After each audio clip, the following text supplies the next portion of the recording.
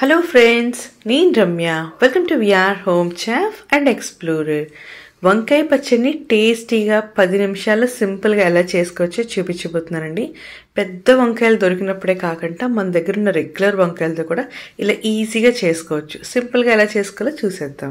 ముందైతే ఒక ప్యాన్ పెట్టుకొని 1 స్పూన్ వరకు ఆయిల్ వేసుకొని వంకాయని ఇలా చిన్న చిన్న ముక్కలుగా కట్ చేసుకొని వేసుకొని బాగా ఫ్రై చేసుకోవాలి. మూత పెట్టుకుంటూ మగ్గించుకోండి. ఆయిల్ తక్కువ పడుతుంది, ఫాస్ట్గా కూడా అయిపోతుంది. స్టవ్ని లో ఫ్లేమ్లో ఉంచుకొని మధ్యలో కలుపుకుంటూ చక్కగా ఇలా ఫ్రై చేసుకోండి.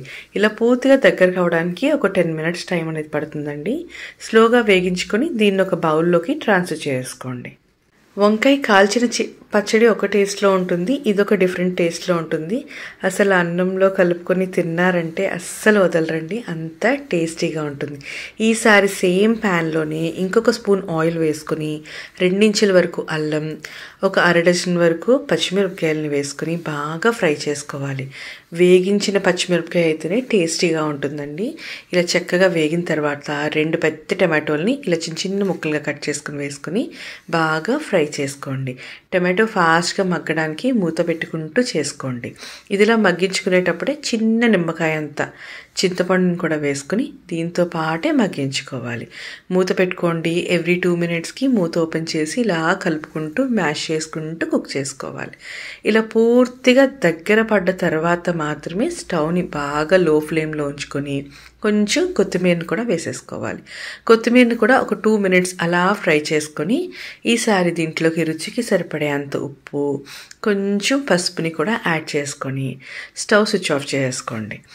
ఒక్కసారి కలుపుకొని బాగా చల్లారిన తర్వాత దీన్ని మిక్సీ జార్లోకి ట్రాన్స్ఫర్ చేసుకోవాలి. పూర్తిగా చల్లారిన తర్వాత ఒక మిక్సీ జార్లోకి 1 స్పూన్ వరకు జీలకర్ర వేసుకొని ఫస్ట్ అయితే ఈ టమాటో మిక్చర్ని మిక్సీ జార్లోకి ట్రాన్స్ఫర్ చేసుకుని ఫైన్ పేస్ట్ లాగా రెడీ చేసుకోండి. టమాటో మిక్చర్ పూర్తిగా మెత్తగా అయిన తర్వాత మాత్రమే వంకాయను కూడా వేసుకుని ఒక 2 సార్లు జస్ట్ పల్స్ పెట్టారంటే సరిపోతుంది.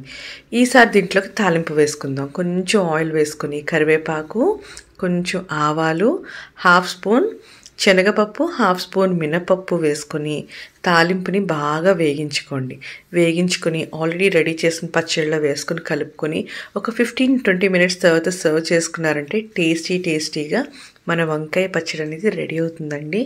తప్పకుండా ట్రై చేయాల్సిన రెసిపీ. టేస్ట్ అయితే సూపర్గా ఉంటుంది. Thank you for watching.